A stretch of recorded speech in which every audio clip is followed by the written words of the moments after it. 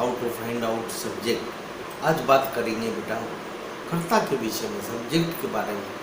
आप ये समझ लो well begin is half done. ये आपने भी सुना होगा कि अच्छे काम की शुरुआत समझो काम को आधा कर देती है। ऐसे यदि आप मैं मान के चलूँगा बेटा आपको इंग्लिश नहीं आती, बिल्कुल नहीं आती, या बिल्कुल शुरू से सीखना चाहते हो, कितनी बड़ी बात है कि आज मैं आपको ये चीज़ें फ्री दे रहा हूँ, आप अभ्यास करिए बस। और उसके बाद आप इसके अंदर जो प्रभाव आते हैं मुझे बताइएगा। बहुत से कमेंट आ रहे हैं, बहुत से मैसेज आ रहे हैं, बहुत से क्वेश्चन भी आ रहे हैं, भ्रम भी आ रहे हैं, जिनको मैं बहुत जल्दी आपके साथ जब मैं आगे से सुनूंगा पूरा करूँगा। स्मार्ट इंग्लिश में स्वागत है आपका। और इसी तरह से मैं आपको बताना चाहता हूँ आज बेसिक्स ऑफ इंग्लिश का ये लेक्चर स्टार्ट हो रहा है। बेसिक्स ऑफ इंग्लिश क्या है, मतलब खासतौर से इंग्लिश के जो मुख्य पोर्शन है उसे पढ़ाए जाने के पहले कुछ बातें बेसिक्स हैं जो आपको बतानी जरूरी है। आज हम देखेंगे how to find out the subject, कर्ता कैसे निकाला जाता है। तो how to find out subject किसको नहीं आता, कर्ता सबको मालूम है, मगर भाई एक छोटा वाक्य बनाना हो, बोलना हो, कहना हो तो आपको कर्ता आता है। बट क्या आपको मालूम है कर्ता वो नहीं होता जो एक शब्द हो कि राम, ये श्याम, ये मोहन, या राम के पिताजी, श्याम के माताजी, नहीं। कर्ता वो होता है जो प्रश्न पूछा जाता है, वो प्रश्न है क्या। किसी भी वाक्य, ये थॉट या इमेजिनरी आपके मन में कोई वाक्य आता है तो आप एक काम करो, उसका प्रश्न पूछो क्या। वो क्या का जो उत्तर आए, यानी पूरा उत्तर है, ध्यान से सुनना बेटे, सुनने की गलती हमसे होती है, इसलिए अक्सर हो जाती है, कई बार ओवरलुक कर जाते हैं। उत्तर नहीं, पूरा उत्तर यह आपका कर्ता होगा। जैसे उदाहरण के लिए मान लीजिए कि मेरे पिताजी जो होम्योपैथिक डॉक्टर हैं और आज बॉम्बे में रहते हैं, वो कल फ्लाइट से इंदौर आ रहे हैं हाँ इसका में तो बन जाएगा बात, वो बात नहीं है। क्वेश्चन ये है कौन आ रहे हैं, मेरे पिताजी। केवल इतना नहीं, मैंने कहा है पूरा आंसर। मेरे पिताजी जो होम्योपैथिक डॉक्टर हैं, बॉम्बे में रहते हैं, कल फ्लाइट से इंदौर आ रहे हैं।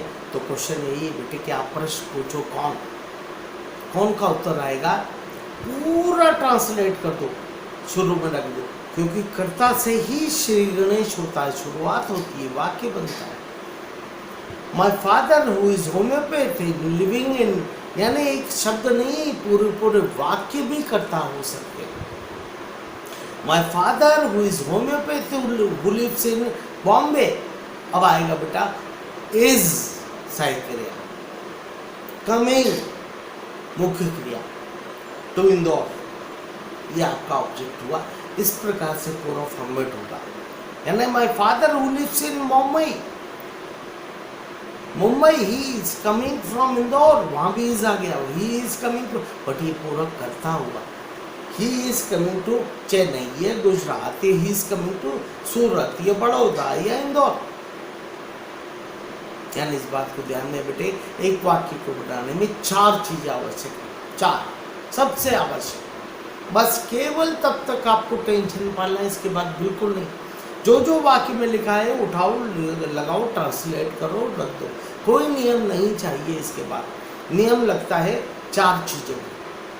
यह है कर्ता, सहायक क्रिया, मुख्य क्रिया, कर्म। मेरा हर बच्चा जो हमारे यहाँ रहा है, पढ़ा है, थोड़ा बहुत भी जानता है, सीखा है, तो उसने देखा होगा सबसे ज़्यादा फोकस में इस बात पर करता हूँ कि आपको सब्जेक्ट निकालना है। फिर सहायक क्रिया, यही वो एक चीज़ है जो आप डालते हैं बेटे, इज, यार, ये हैज, ये हैव, ये विल हैव, ये शैल हैव, ये विल बी, ये तो आपका मन है ना, मेरी मर्जी। अरे मैं अपनी शादी में जाऊं न जाऊं मेरी मर्जी, ये गाना आया था ना। तो इसी प्रकार ये बात यहाँ पर आती है कि आप ही तय करते हैं कि क्या ग्रामर, क्या टेंस, क्या किस रूप में वे वाक्य को बोलूं। एक बात ध्यान रखना बेटे, आज तक आप लोग सिर्फ ट्रांसलेटर रहे। हिंदी का वाक्य बना हुआ एग्जाम में आता था, आप इंग्लिश बनाते थे। हिंदी का वाक्य बना हुआ टीचर देता था, टेस्ट में देता था, आप लोग केवल ट्रांसलेट करते थे। यानी आप इंग्लिश नहीं पढ़ रहे हैं, आप कम्युनिकेटर बन रहे हैं। और कम्युनिकेशन में इम्पोर्टेंट ये है कि आप ही वाक्य सोचेंगे, आप ही ट्रांसलेट करेंगे। मैं थोड़ा सा बहुत ही रॉ शेप में, बहुत ही सिंपल शेप में, बहुत ही नीचे के लेवल पे जाके बता रहा हूँ। शायद समझो बेटे जिनको इंग्लिश आती होगी, ये ज्ञान होगा, ये अच्छा आता होगा, उनका ये कहना होगा ये सब की क्या ज़रूरत हमें, कोई बात नहीं, मत देखो आप। मगर जिस बच्चे को बिल्कुल शुरू से, बिल्कुल स्टार्टिंग से हर चीज़ सीखना, तो उसके लिए तो आवश्यक है ना। तो ध्यान रखो बेटे, आप आज तक जो पढ़ा, जो आता है, जितना मालूम है, ये कोई बात नहीं, वो अलग अलग दो, वो बोनस बेनिफिट, वो काम बाद में काम में लेंगे अपन बाबा।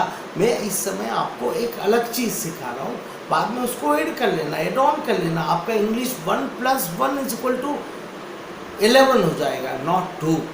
ये ध्यान रखना। तो क्या को पूछना सीखो। सबसे पहले सब्जेक्ट, फिर हेल्पिंग वर्ब, फिर मेन वर्ब, फिर ऑब्जेक्ट। ऑब्जेक्ट यानी वो जगह होती है जिसका आंसर वाक्य में ही होता है। पिताजी आ रहे हैं, कहाँ आ रहे हैं? चेन्नई या गुजरात या अहमदाबाद या इंदौर, जो भी।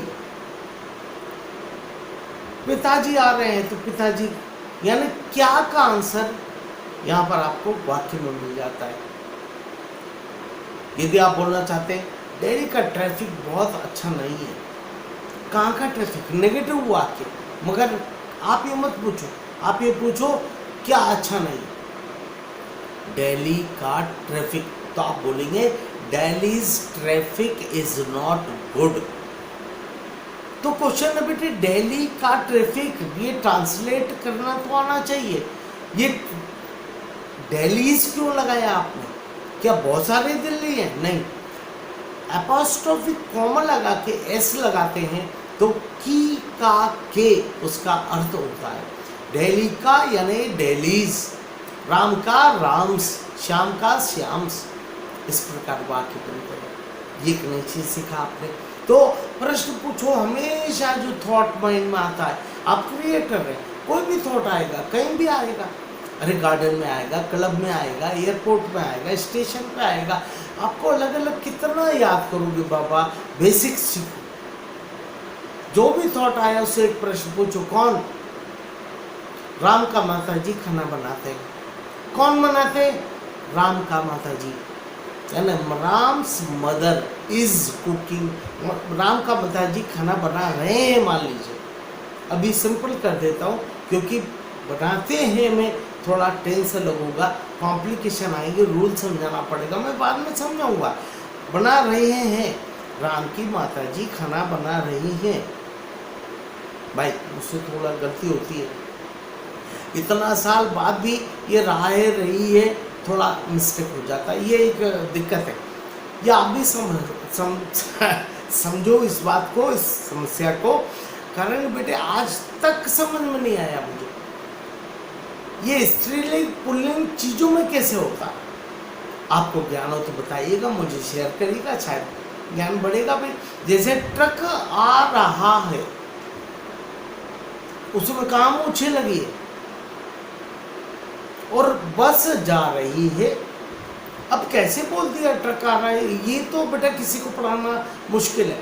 साउथ इंडियंस है, बंगालीज है, even so many people those who live in foreign countries। Hindi सीखना है 3 मिनट सीख जाओ, इंग्लिश सीखना है 3 मिनट में, बड़े नहीं पॉसिबल है बेटे। हिंदी सीखना है तो 3 साल छोड़ो, 30 साल लग जाता है। साउथ इंडियंस के एक्सेंट्स आज भी गलत है। वो रोटी खा रहा है और आप आ गए तो बोलेगा रोटी खाएगा, जबकि उसको बोलना चाहिए कि भाई रोटी खाओगे।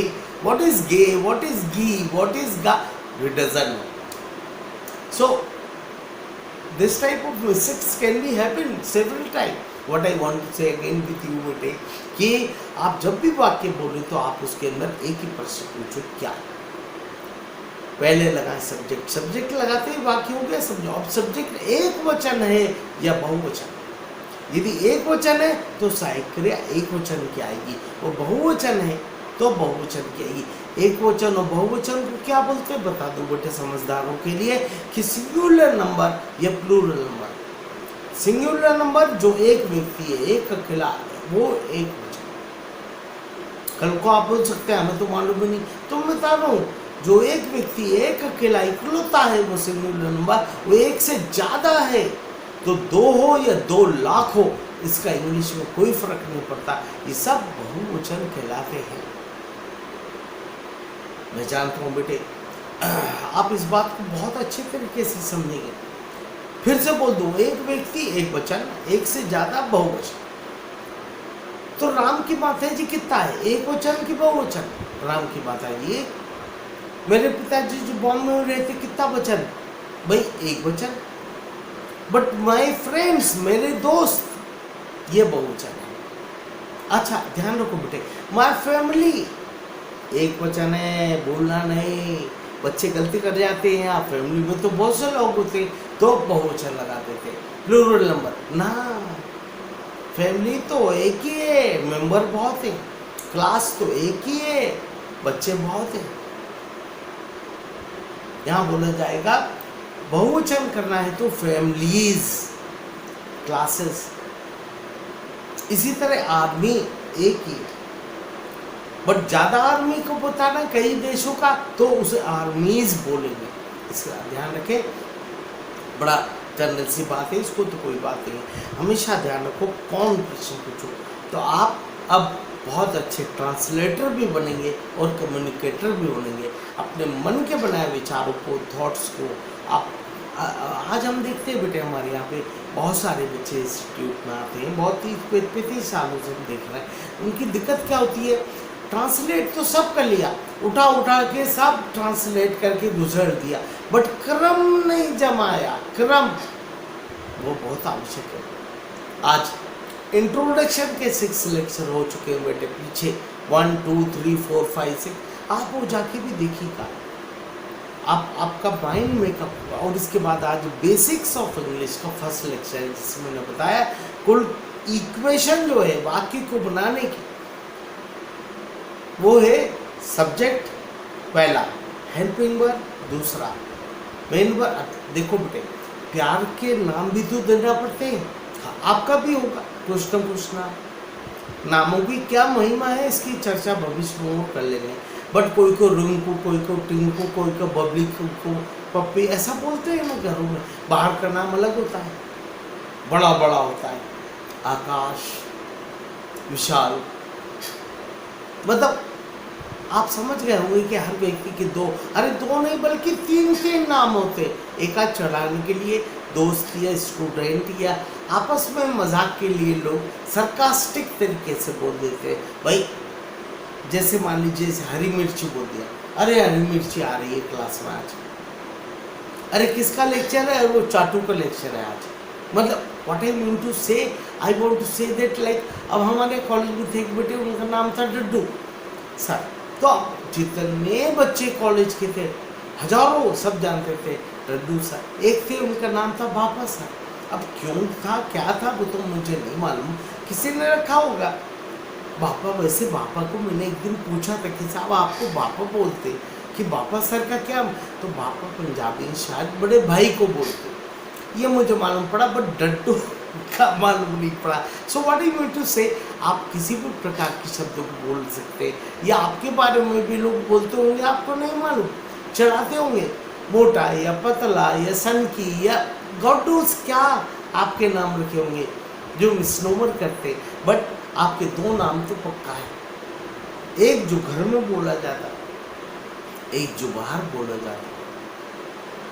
तो याद रखिए बेटे, आप कुछ भी नाम, तो आप हमेशा वाक्य से केवल एक क्वेश्चन पूछिए, वो ये कि सबसे पहले आएगा सब्जेक्ट, फिर इसके बाद आएगा हेल्पिंग। तो सब्जेक्ट को निकालने के लिए प्रश्न पूछो क्या, तो वो सैल्यूट करके कार ड्राइवर के समान, शेफर्ड के समान आपके सामने खड़ा हो जाएगा। तो आप उससे पहले रखें। अब देखो वो एक है कि बहुवचन, उसके अकॉर्डिंगली इज या हैज या हैव या विल या शेल आप लगा दीजिए, जो टेंस हो और जो वचन।